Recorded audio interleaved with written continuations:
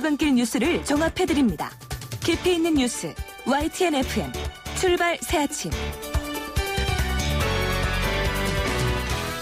예, 오늘도 아주 상쾌한 아침입니다.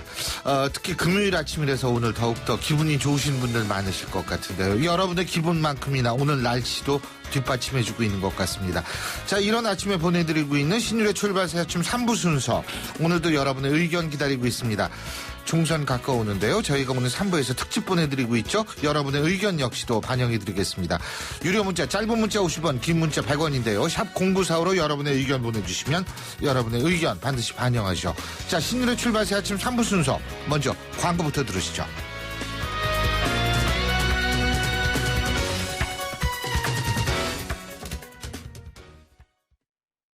자, 따라해보세요. 이카운트 ERP 4만원 회계관리, 이카운트 ERP 4만원 재고관리, 이카운트 ERP 4만원 생산관리. 사업 성공 함께해요. 이카운트 ERP의 모든 기능을 월 4만원에 드립니다. 이카운트 가입비 부가세 별도.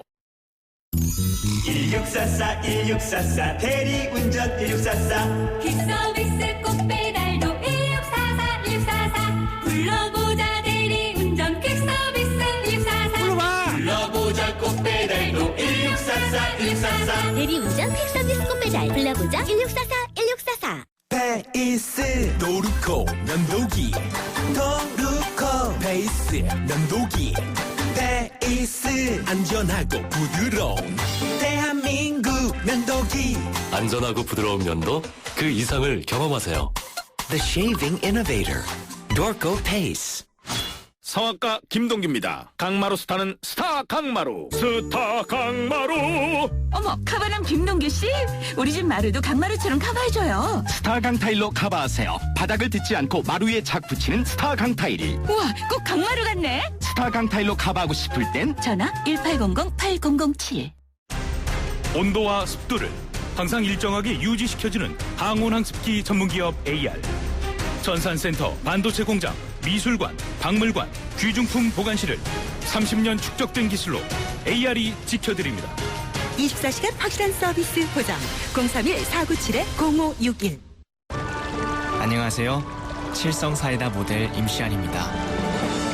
겨울을 잊은 채 변치 않고 흐르는 강물처럼 늘 변함없이 우리 곁을 지키는 칠성사이다가 있습니다. 맑고 깨끗한 칠성사이다. 아유, 세 단계 종이 또 걸렸어? 정말 제본 하나 하려다가 미치겠네. 내가 진작 현대오피스로 바꾸라니까 오늘 다 날 셀 거야. 이제 스트레스 받지 마세요. 사무기기 전문기업 현대오피스가 책임지겠습니다. 사무기기의 올바른 기준. 현대오피스.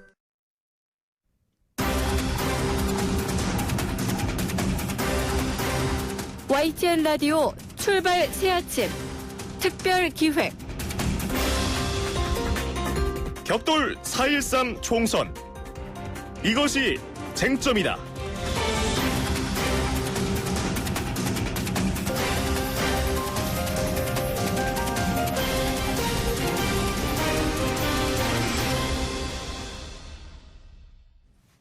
예, 신율의 출발 새아침에서 준비한 특별기획 총선 때까지 보내드리죠. 격돌 4.13 총선 이것이 쟁점이다. 자, 수요일에 이어서 오늘도 여러분에게 이 쟁점뿐만이 아니라 관전 포인트까지 친절하게 짚어드리겠습니다. 오늘도 두 분 함께하겠습니다. 데일리 한국의 김광덕 뉴스본부장 나와 계십니다. 안녕하십니까? 안녕하세요. 예, 그리고 정치평론가시죠. 유영하 박사님 나와 계십니다. 어서 오십시오. 네, 안녕하십니까? 이제 공식 선거 어제부터 돌입을 했는데, 솔직히 일반 일반 국민의 입장에서 볼 때는 참 답답합니다. 왜? 가로등에 하도 현수막이 많이 붙어서 시야가 가려가지고 말이에요. 예? 뭐 하나 제대로 보이지가 않는 경우가 많습니다. 예. 어쨌든 두 주는 참아야죠. 어떡하겠습니까. 자, 근데 이번 총선, 별 기대를 안 했는데 기대 이상으로 선전하고 있다. 아니면 반대로 잘 나갈 줄 알았는데 고전하고 있다. 이런 지역이나 후보를 꼽으신다면 누구부터 꼽으시겠어요?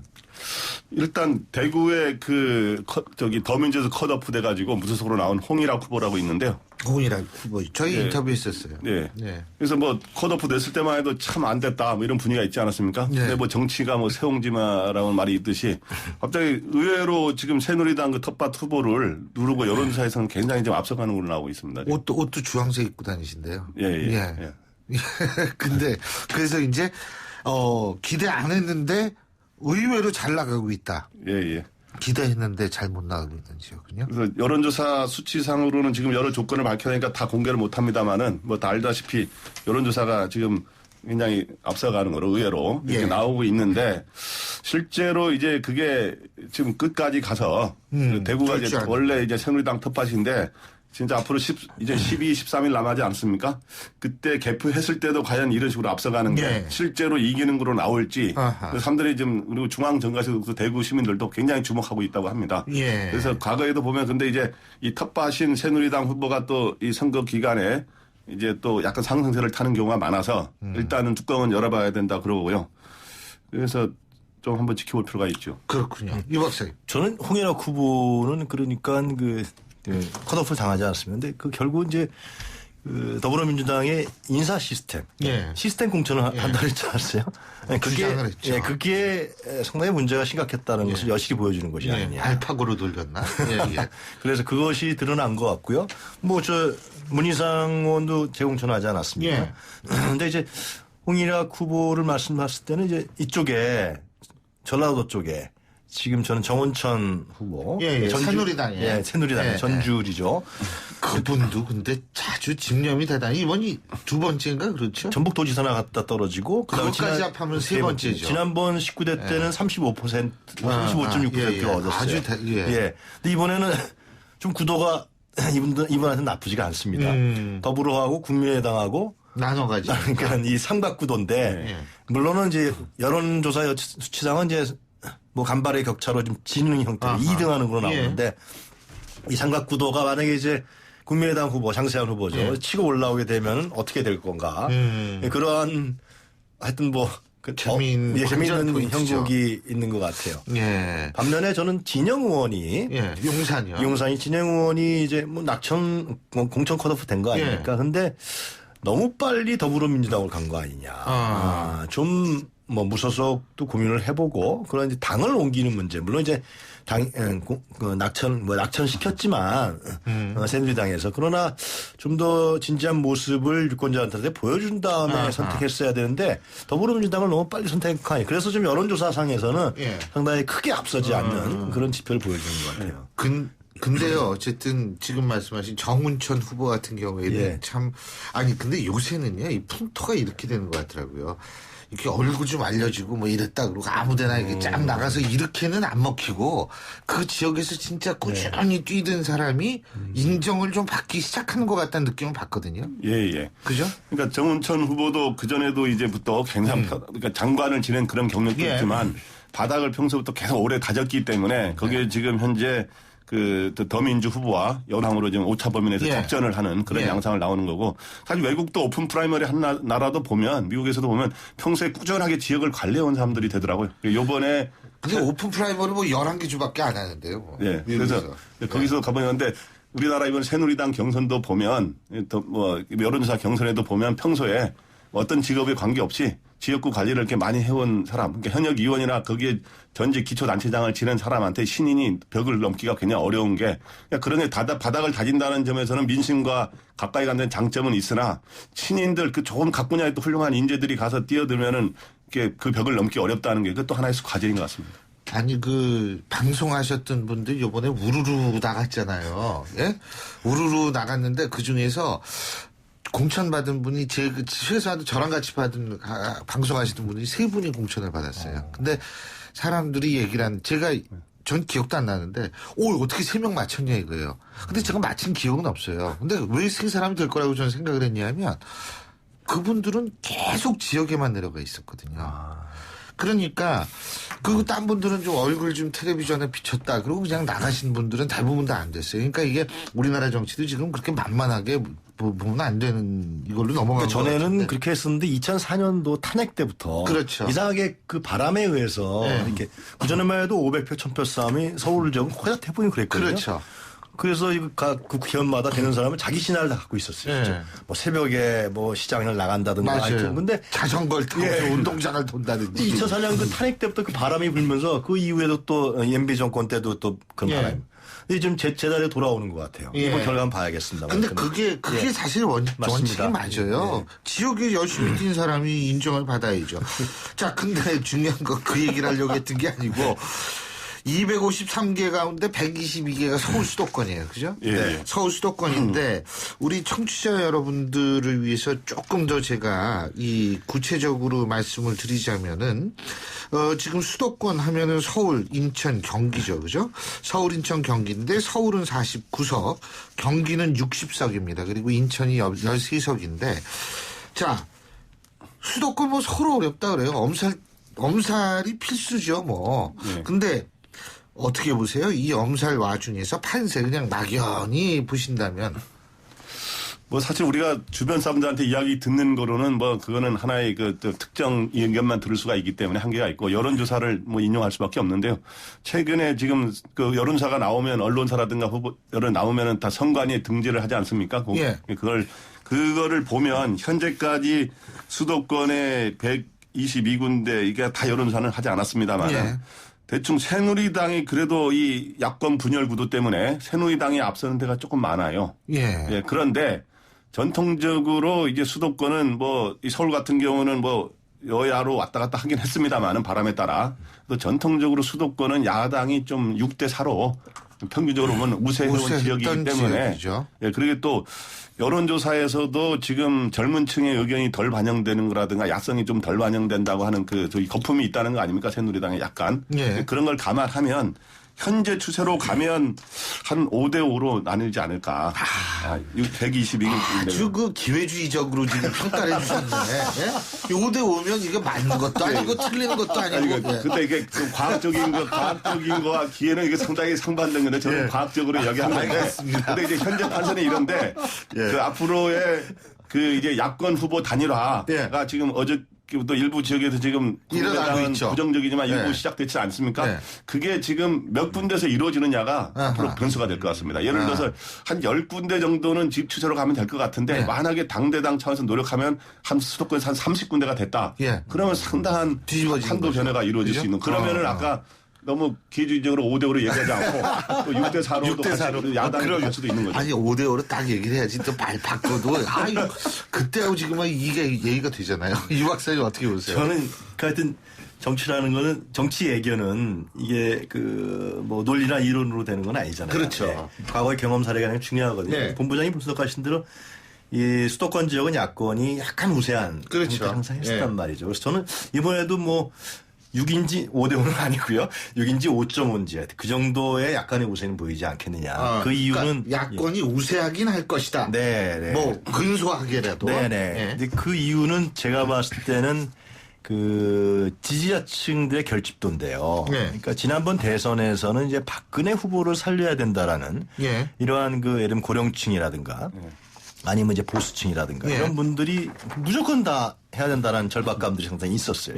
투표장에 많이 갔는데 이번에는 그것이 좀 반대로 여권이 친박과 비박으로 좀 나눠져 있고 느슨하고 또 박 대통령 집권 후반기고 그렇기 때문에 야권이 이러다가는 새누리당한테 예를 들면 과반 이상의 의석수를 주게 되는 거 아니냐. 야권이 전멸하는 위기에 있는 거 아니냐. 뭐 야당은 좋아하지 않지만 하여튼 그러한 심리들이 예를 들면 상당히 40대라든가 아니면 20, 30대라든가 야권 지지자층들에게 발동하지 않겠느냐라는 생각이 들어요. 저는. 그래서 그러니까 그리고 이제 한 말씀만 좀 더 드리면 야당이 분열되는 것이 저는 반드시 불리하지는 않다. 그러니까 후보 단일화 문제가 지금 있지만은 역대 선거를 보더라도 야당이 분열되면 그 분열된 야당에 맞는 지지자층이 더 많이 나간다는 거죠. 그리고 익사이팅한 선거가 되기 때문에 기존에 그랬다고 저는 기억이 나거든요. 13대라든가 14대 때. 그리고 분열돼도 항상 여당에게 지금의 전통적인 여당에게 뭐 굉장히 많은 의석수를 준 적은 결코 없습니다. 예. 뭐 신한국당도 그랬고 민주당도 그랬고 실질적으로. 그래서 예. 물론 결과는 봐야겠지만은 실제로 중앙선거에서 여론조사한 걸 보면은 19대 때보다도 적극적으로 투표하겠다는 층들이 7% 정도가 늘었더라고요. 현재요. 같은 시기에 봤을 때. 예. 그런 점들을 그냥 전화해서 얘기를 해보겠습니다. 자, 두고 봐야겠습니다. 예. 지금 유 박사님이 투표율 말씀하셨는데 네. 이번 선거의 특징적인 게 뭐냐면 60대가 전체 유권자에서 가장 많은 퍼센테이지를 차지하고 있는 상태에서 치러지는 첫 번째 선거라는 거예요. 예. 그렇기 때문에 우리가 투표율을 예상할 때 뭐 정치 혐오증이나 이런 거 다 생각하지만 이 유권자들의 연령대별 분포가 어떻게 변화했느냐도 투표율에 영향을 미치고 그렇게 된다면 투표율이 우리가 흔히 얘기하는 투표율이 높아지면 야당에게 유리하다라는 등식도 반드시 또 이게 그렇게 되지 않을 수도 있을 것 같은데 투표율과 연관돼서 어떻게 전망하십니까? 일단 저도 저 교수님 말씀하신 것처럼 그 투표율이 높아진다 그래서 반드시 야당에 유리하는 결과가 나오지 않는다고 하고 또 실제로 결과가 그랬어요. 최근에 그 투표를 받았는데 투표율은 지난 총선 때 보면은 54.2%예요. 19대가요. 예, 19대 2012년에. 근데 이제 18대 때 보면 46.1%인데 그렇죠. 이게 우리나라의 투표율에 좀 변천사가 있는데 그전에는 우리나라가 정치 과잉, 너무 정치에 모든 사람이 관심이 많은 거 아니에요. 한때 90년대 초반까지는 90년선까지는 70%대를 유지했었어요. 그때 이제 선거에 목말랐죠, 그때는. 그때는 군사 독재 정권이 계속 이어지다 보니까. 또 민주대 반민주 구도로 인해서 굉장히 정치에 대한 열정이 많았고 근데 그 이후에 낮아져가지고 46.1%까지 왔을 때는 OECD 전체 국가 중에 그 최하위 수준으로 떨어졌거든요. 근데 다시 상승세를 좀 타고 있어요. 지난번에 54.2%인데 요번에는 그럼 몇 프로가 되느냐 이제 양론이 있더라고요. 더 떨어질 정치 냉소주의가 떨어질 거라는 견해도 있는데 그러나 이제 이번에 선관위 여론조사 해보니까 지난 총선 때 여론조사보다 꼭 투표하겠다는 사람 7% 늘었다는 거 아닙니까? 그런 거로 보거나 또 지난 바로 직전 2014년 지방선거 때 56.8%예요. 그러니까 요번에는 55%는 넘지 않는가 하는 견해가 조금 우세한 것 같아요. 예. 유 박사님은요? 저는 이제 결국 이제 세대별 투표율이 어떻게 되느냐 제일 중요한 판도죠. 특히 이제 투표율 관계는 다른 지역보다도 수도권이 가장 중요할 겁니다, 아마. 근데 이제 그 경기 지역에 특히 이 젊은 사람들이 많이 갔잖아요. 서울 지역에서 집값이 그렇죠. 맞습니다. 다 외곽으로 빠졌죠. 예, 근데 거기 40대들이 많이 산단 말이에요, 현재. 그래서 지금 경기 지역에 예를 들면 새로 늘어난, 분구에서 새로 늘어난 지역이 한 10군데 정도 될 겁니다. 11군데가 10군데가 돼요. 그런 쪽에는 아파트들이 많이 들어선 곳이고 실제로 그래서 이런 부분들이 어떻게 반영될 건가 하는데 40대 중앙선관위 여론조사에 따르면은 40대 층들이 적극적으로 투표층이 더 늘어났다라는 것입니다. 근데 이제 40대 쪽에서. 근데 그런 점은 있을 거예요. 제가 봤을 때 사실상 뭐 여기 야당도 열심히 뛰고 있지만 야당 그렇게 마음에 들어하는 야권 지지자층들이 많은 건 아니거든요. 그거는 뭐 여론조사에서 나타나고 있지만요. 그러나 아까 말씀드린 것 같이 현재 박근혜 정부를 견제해야 되고 이러다 보면은 너무나 새누리당이 의석수를 많이 가져가게 되면은 이거 큰일 나는 거 아니냐. 뭐 그러한 위기감들 이런 부분들이 과연 발동을 하느냐. 야권이 그걸 끌어내느냐. 저는 근데 여권이 아니다. 이런 걸 다 여당에서 다 분석하고 있지 않겠습니까? 그런 부분들에 대한 싸움이 남은 이제 기간 동안에 이루어질 것 같아요. 지금 이제 유 박사님 중앙선관위에서 매주 2주 전쯤 남으면은 투표 하시겠습니까? 그 여론조사 하잖아요. 우리 아시잖아요. 그거 딱 보면 거기에서 한 15에서 20% 까고서 계산하는 거. 맞습니다. 그러니까 우리나라 사람은 아직도 투표를 하는 거 정답이 있는 여론조사라고 생각하는 거예요. 야 이거 투표해. 당연히 투표를 해야지. 그래서 투표율이 좀 다소 높아지더라도 이 어느 당에 유리하냐는 단정적으로 얘기할 수 없고 이제 어느 세대가 많이 투표하느냐 이거 아닙니까? 그래서 이제 40대 많이 한다고 이제 고령층이 이제 많아지면 이제 새누리당이 유리한 거고 좀 젊은 층이 많아지면 뭐 이제 더민주라든가 이제 야권이 유리해지는 이런 건데 근데 그래서 지금 어저께 김무성 대표도 지금 뭐 갑자기 이제는 최악의 지금 어려운 상황을 맞고 있다라고 그랬어요. 김무성 대표가.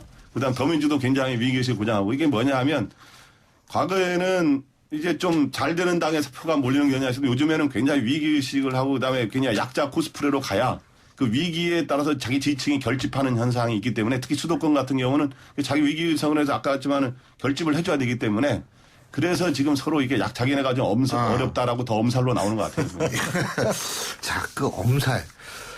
이게 엄살이 아닌 지역이 있는 것 같아요. 이 새누리당의 텃밭인 TK죠. 그리고 더불어민주당의 이론적인 텃밭 지역이라고 잠깐 생각했던 광주 전남 지역. 이게 흔들리고 있어요. 자, 새누리당 TK 지역 어떻게 요번에도 잘 될 수 있다고 보십니까? 텃밭의 역할을 충무실이? 하여튼 공천이 예를 들면 문제가 일으키고 공천이 어떤 공정성이라든가 이런 부분들이 우려될 경우에는 예. 대구 경북에서 항상 무소속의 약진이 있었습니다. 역대 선거에서도요. 그렇기 때문에 이번에도 그런 약진의 바람들이 상당히 불고 있는데요. 근데 이런 부분들은 굉장히 그 향후에 전국에 그러니까 그런 판단들을 남은 기간에 대구 경북 그 시민들이 할 것 같아요. 그러니까 이 박근혜 대통령, 이 박정희의 딸인 박근혜 대통령이 집권 후반기에 안정적으로 가는 것이 중요한 것이냐. 아니면 좀 더 여건을 변화시켜서 이 힘을 모아서 향후 정권 재창출하는데 이런 판단, 전 전략적 판단을 아마 호남 사람들만 전략적 판단하는 것이 아니라 이번에는 대구 지역 시민들이 그런 전략적 판단을 할 시기가 온 것이 아니냐. 거기에 따라서 예를 들면 유승민 카드라든가 무소속 카드라든가 이런 부분들이 결정날 것이다. 그런 부분들을 굉장히 저는 선거가 다가오면 다가올수록 그 판단이 어떻게 될지는 PK가 그게 좀 더 심한 것 같아요. PK는 제 느낌으로는 이번에 너무나 그 공천 파동에서 이 새누리당이 대구 경북 중심으로 해버렸어요. 그러니까 PK는 우리도 여당인데 여권인데 완전 PK는 열애로 돼버린 케이스예요. 그래서 이 TK와 PK의 매미한 그 정서적 차이가 있지 않습니까? 그래서 PK 지역에서 지금 야당이 좀 약진하고 있고 무소속이 약진하는 이유 그런 것도 저는 그러한 지역적 정서 심리 이런 부분들이 발동되고 있지 않느냐 생각이 듭니다. 어떻게 보세요, 부장님? 일단 대구가 이제 상당한 지금 바람이 좀 특이하게 지금 불고 있는 소용돌이 치고 있는 상황인데 전체 12개 중에 6곳에서 이제 새누리당이 밀리거나 혼전인데 과연 이게 그럼 앞으로 13일, 12일 후에도 똑같은 결과가 나오느냐?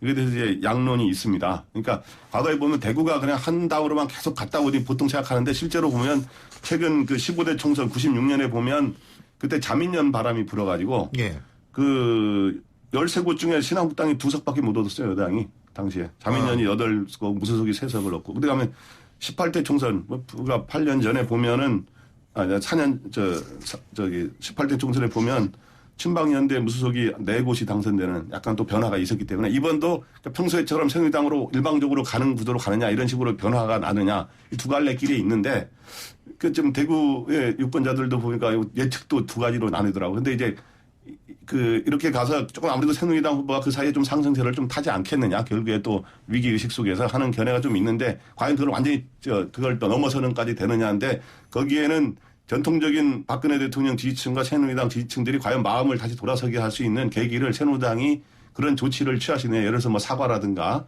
반성의 모습을 보인다든가 하는 것들이 변수가 될 수 있다고 그러더라고요. 근데 이한구 위원장 외국으로 가버리지 않았습니까?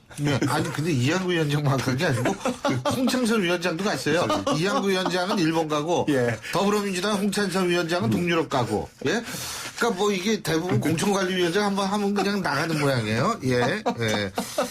근데 지금 우리가 TK죠. 광주 전남은 어떻게 평가하세요?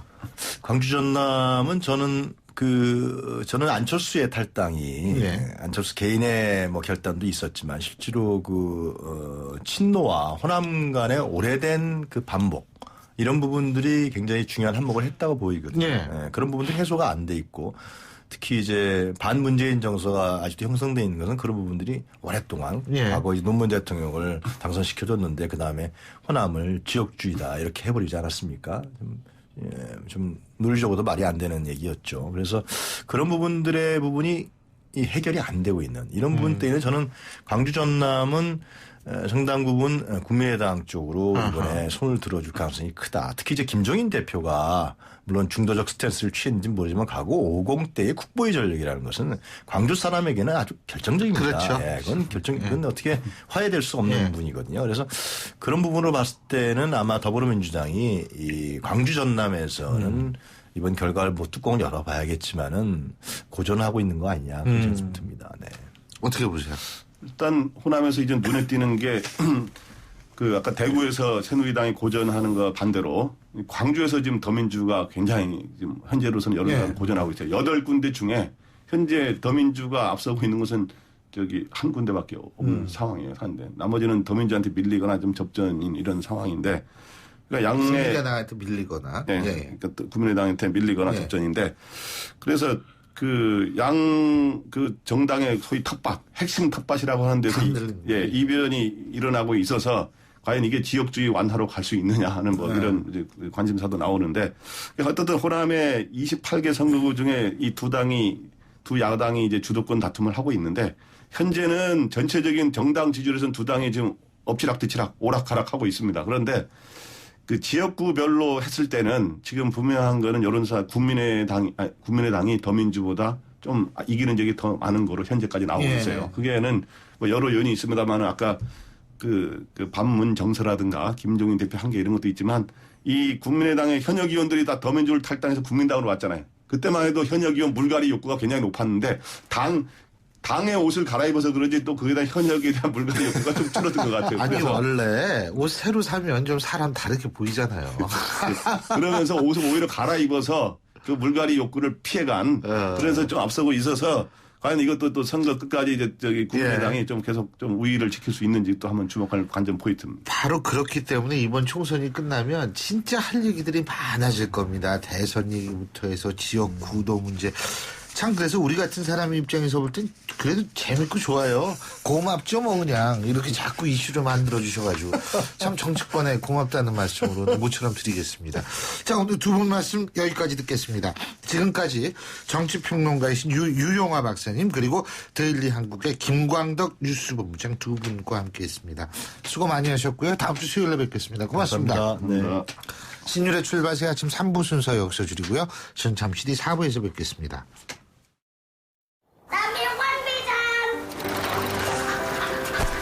학교를 향해 누아는 페달을 밟는다. 가난이 따라오지 못할 만큼 힘차게.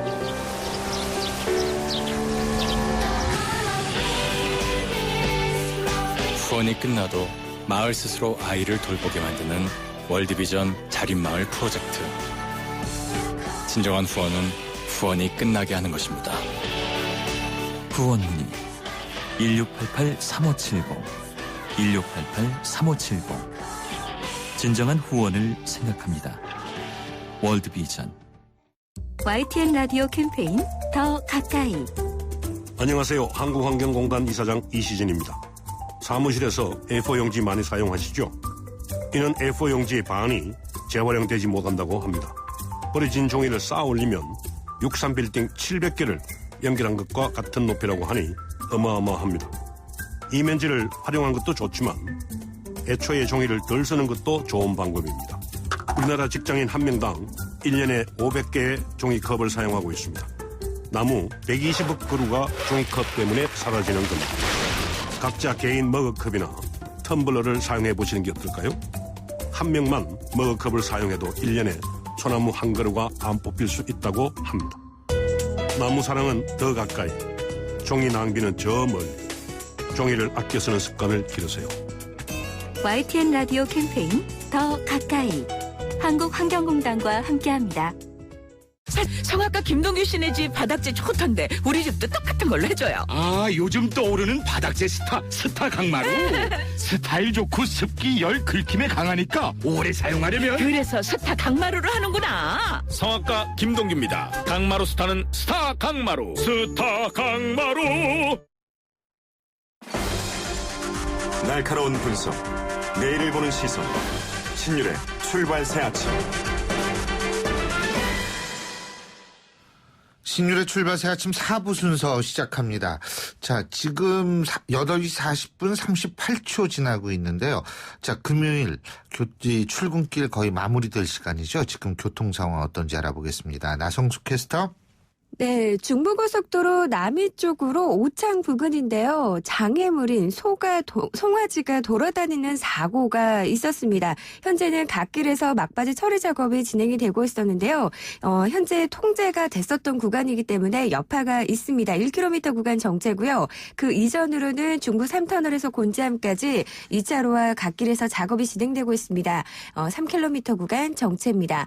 경부고속도로 이용해서 서울 쪽으로 달래내에서 서초 구간, 반대 부산 쪽으로는 한남에서 서초, 신갈분기점에서 수원까지 밀리고 있고 내부순환로 성산대교 쪽으로 홍지만 터널 안에서 사고입니다. 정릉터널에서 연희램프 구간까지 정체입니다. 신일의 출발 새 아침 교통정보였습니다.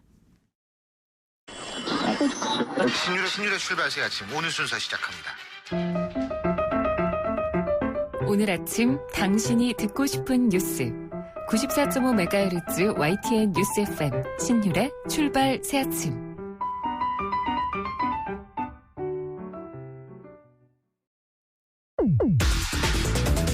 송곳 같은 말, 허무한 말, 우리가 주목해야 될 말을 전해드립니다. 왁자지껄, 말.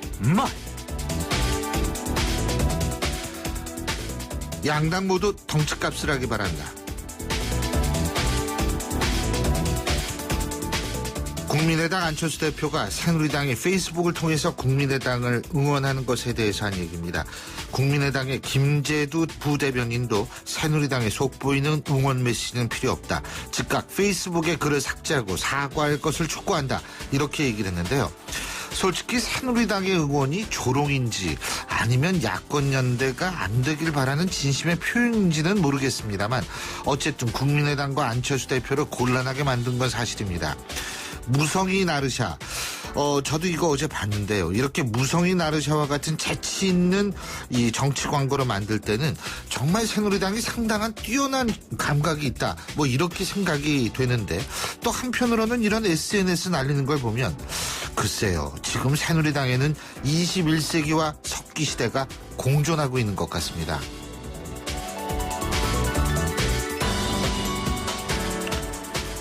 권력이 찍어내리고 아무리 핍박을 해도 절대 굴하지 않고 당당히 국회로 돌아가 무너져 내리는 새누리당을 바로 세우겠다.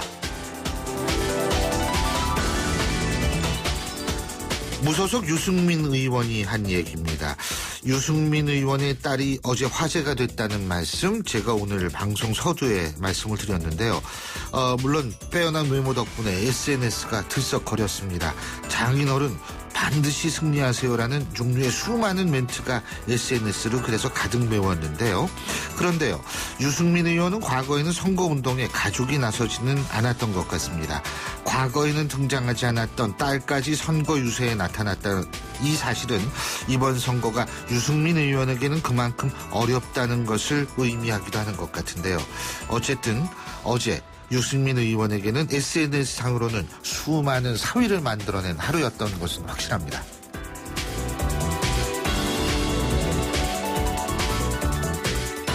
도움이 되는 것이라고 막연하게 선전만 하고 있다. 경제민주화는 달콤한 선전이다. 경제민주화는 헌법의 가치로 돼 있다. 헌법도 안 읽어본 사람 같다. 새누리당 강봉균 선대위원장과 더불어민주당 김종인 대표가 서로를 향해서 한 얘기입니다. 지금 경제 프레임이 선거판을 지배하고 있습니다. 그런데요, 이 프레임은 야당이 먼저 내놓고 여당이 받은 모양새인데 이 프레임 전쟁, 정치 공학적 차원에서 본다면 이런 전략은 여당에게 그다지 바람직하지 않을 수 있다는 평가도 있습니다. 상대 프레임에 같은 프레임으로 맞받아치면은 결국 상대 논리에 말려들 수밖에 없다는 얘기인데 이번 양측의 프레임 전쟁 과연 이런 법칙이 적용될지 궁금합니다. 지금까지 왁자지껄 말말말이었습니다.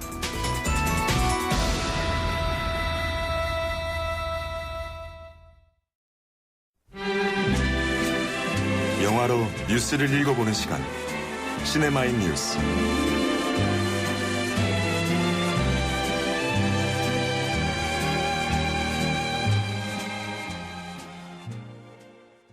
예, 영화에 대해서 주말에 또 영화 이거 아주 참 잘 맞는 컨비네이션이죠. 자, 그래서 영화 얘기해 보겠습니다. 시네마인 뉴스 오늘도 영화평론가 최광희 씨 스튜디오에 나와 계십니다. 어서 오십시오. 네, 안녕하세요. 예, 자 먼저 부산국제영화제 얘기 잠깐만 해보죠. 네네. 영화인들이 지금 부산국제영화제 보이콧까지 경고하고 나섰다. 네네. 이거 어떻게 된 얘기예요? 부산시와 그다음에 영화제 간의 그 갈등은 뭐 여러 뉴스를 통해서 많이들 아실 거예요. 지금 2014년에 그 다이빙벨이라고 하는 세월호 관련 다큐멘터리 상영과 관련해서 좀 갈등이 불거졌고 이후에 서병수 부산시장과 그다음에 영화제 간의 이제 그 대립 양상이 좀 빚어졌죠. 계속 가다가 최근 들어서 이제 영화인들이 이제 집단적으로 반발하고 나섰습니다. 그래서 올해 영화제를 보이콧하겠다. 그 영화 단체로 구성된 범영화인 비상대책위원회가 이제 21일에 그렇게 밝혔습니다. 그건 이제 전제가 있죠. 그 영화제의 독립성과 자율성을 보장해 달라. 자꾸 이렇게 간섭하지 마라. 지원은 하되 간섭하지 않는 것이 문화 선진국의 영화제 정책이다. 근데 왜 자꾸 관이 나서려고 하느냐. 뭐 이런 얘기입니다. 그리고 여기에 이제 부산영화제 참가 감독했던 그 146명이 영화제가 계속 이런 상황으로 나간다면 역시 올해 부산영화제를 보이콧하겠다라고도 경고를 했어요. 그러니까 이런 이제 상황이 이어지고 있는 데다가 지금 영화제 예산이 이제 지난 2월 25일 총회에서 통과가 되긴 했는데 그 예산이 지금 집행이 못 되고 있습니다. 일단 이용관 전 집행위원장이 됐죠. 재임이 안 된 상황에서 지금 강수현 집행위원장 지금 단독으로 지금 있는 상황이고 전체적인 그 영화제의 기능 자체가 좀 마비되어 있는 상태예요. 그러다 보니까 지금 10월에 영화제를 하려면은 벌써 뭐 포스터 작업도 해야 되고 또 해외 게스트들도 섭외해야 되고 많이들 바쁘게 지금 한참 바쁘게 움직여야 될 텐데 전체적으로 지금 마비 상태입니다. 그러니까 이런 상황으로 가다간 올해 부산영화제는 아마도 굉장한 파행을 겪을 것이다라는 우려가 현실화될 가능성이 높아지고 있습니다. 아니 우리가 피프에서 비프로 바뀌었죠. 예.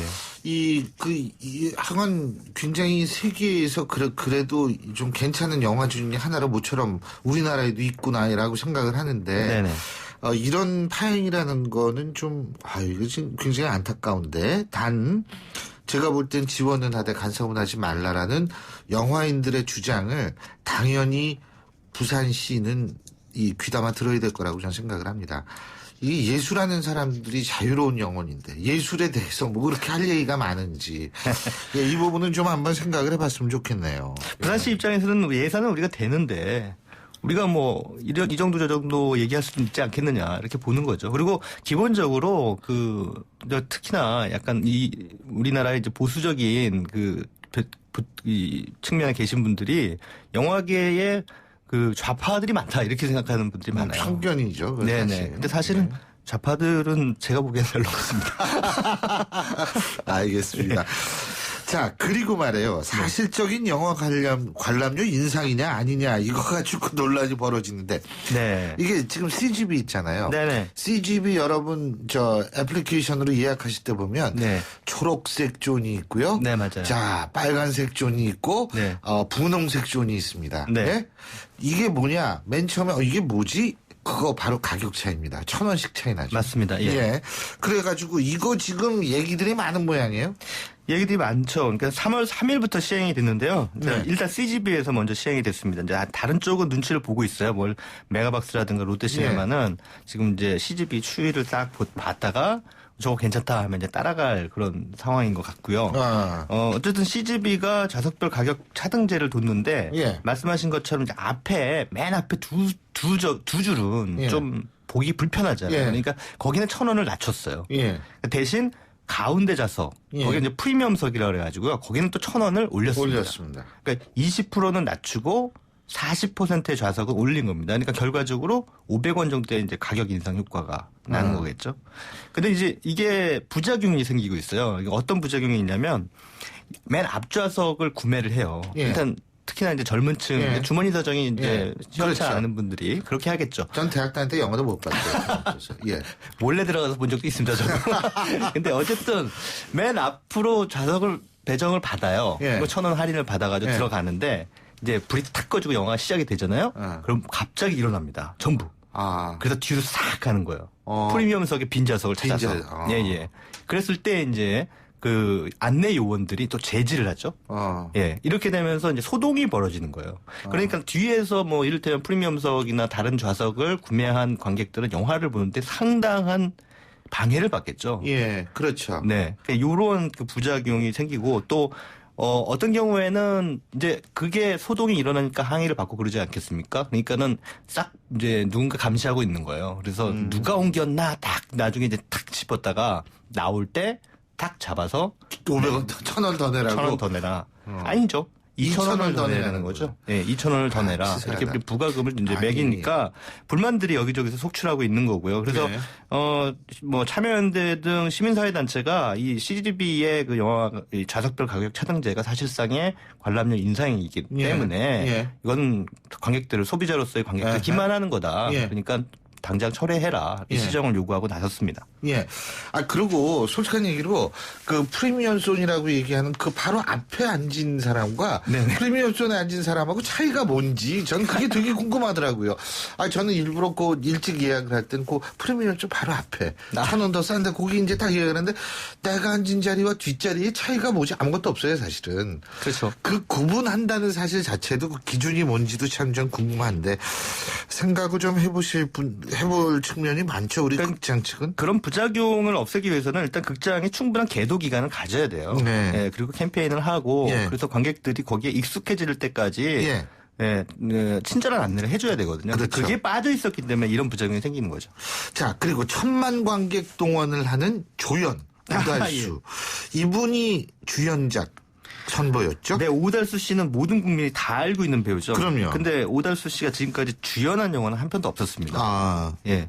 뭐, 지금 말씀하시면 1,000만이라고 말씀하셨는데. 그렇죠. 그래서 오달수 씨 별명이 1,000만 요정이에요. 1,000만 요정. 예, 5편의 1,000만 영화에 출연했습니다. 예. 뭐, 최근에 국제시장이나 암살이라든가. 그렇죠. 그런 영화를 비롯해서 심지어 봉준호 감독의 괴물이라는 영화에도 출연했는데.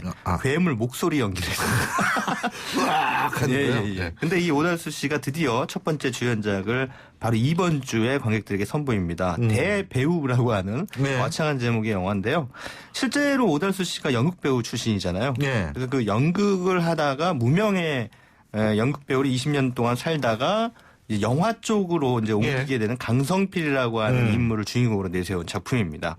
여기서 이제 오달수 씨가 자신의 아내가 병원에 입원하게 돼서 입원비를 마련하기 위해서 옛날 그 극단에서 같이 일했던 지금은 굉장한 영화 배우가 된 윤재문 씨가 연기한 설강식이라는 스타를 만나게 돼서 이제 영화 출연을 부탁을 하게 되죠. 이름 자체가 재밌어요. 설강식. 설경구의 설, 송강호의 강, 최민식의 식입니다. 설강식인데요. 근데 이 사람이 출연하는 영화가 바로 깐느박이라는 사람이 만든 영화인데요. 깐느박 박찬욱 감독. 네. 그죠? 그래서 영화 속에서 이경영 씨가 박찬욱 감독하고 똑같은 머리 스타일에 똑같은 말투를 씁니다. 그래서 또 사제라고 하는 주인공을 내세우고 있어요. 흡혈 사제. 뭐 뭔지 어떤 영화인지 그렇죠. 아시겠죠? 이렇게 계속 이런 식으로 이제 패러디를 하는 가운데 어떤 진정성을 가진 연기자가 그 조금 서툴기는 하지만 영화 배우로 거듭나는 과정 좀 휴먼 드라마의 틀로 담아내고 있는데 오달수 씨가 그동안은 그 코믹 감초 배우로서의 그 자기 역할을 해왔다면 이 영화에서는 휴먼 드라마적인 전극 연기를 펼치고 있고요. 오히려 거꾸로 윤재문 씨나 이경영 씨가 코믹 연기를 펼치면서 뒤를 바치는 그러면서 어떤 그 오달수 씨에 대한 나름의 헌사를 바치는 그런 작품으로 탄생이 됐습니다. 끝으로 간단하게 이번 주에 개봉작 가운데 추천해 주실 작품 말씀해 주시죠. 애니메이션인데요. 일본 애니메이션입니다. 마음이 외치고 싶어 해라는 제목이에요.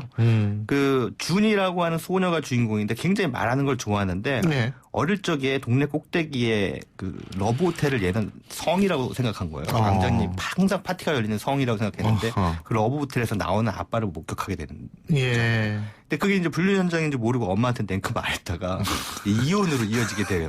그러니까 내가 내 이 말 때문에 이렇게 됐다. 우리 집안의 가정에 불행이 찾아왔다 해서 이제 자기 입을 봉인하게 됩니다. 그 말을 닫아버리는 거죠. 입을 닫아버리는 거죠. 그래서 전혀 말을 안 하게 되는 그런 상황이 되는 상황에서 이제 나중에 고등학생으로 성장하게 되고 그러면서 이제 뮤지컬을 다른 친구들과 함께 준비하는 과정에서 또 좋아하는 사람이 생기고 그러면서 이제 서서히 말문을 열어 나가는 과정입니다. 알겠습니다. 얘기가 좀 재미있는데요. 예. 어쨌든 말이 사람에게 상처를 주지만 위로도 줄 수 있다는 메시지를 전해주고 있습니다. 자, 마지막으로 어떤 음악 듣고 헤어지죠? 일본 애니메이션 한 편 소개해드렸으니까요. 일본 애니메이션 하면 딱 떠오르는 분이 있죠. 미야자키 하야오 감독의 대표 작가인 하울의 움직이는 성에서 나오는 히사이 시조가 작곡한 히사이 거죠? 시조가 작곡한 인생의 회전 목마입니다. 예, 알겠습니다. 자, 이 음악 함께 들으면서 오늘 최강희 평론가는 헤어지죠. 오늘 말씀 잘 들었습니다. 네, 다음 주에 고맙습니다. 뵙죠. 고맙습니다. 네. 예, 신율의 출발새 아침 금요일 순서도 여기서 줄여야 될 것 같습니다. 이번 한 주 여러분 수고 많이 하셨습니다. 수고하신 만큼 또 주말 편안하게 쉬시기 바라겠고요. 전 다음 주 월요일 7시 15분에 다시 오겠습니다. 신율이었습니다. 행복한 하루 되십시오. 고맙습니다.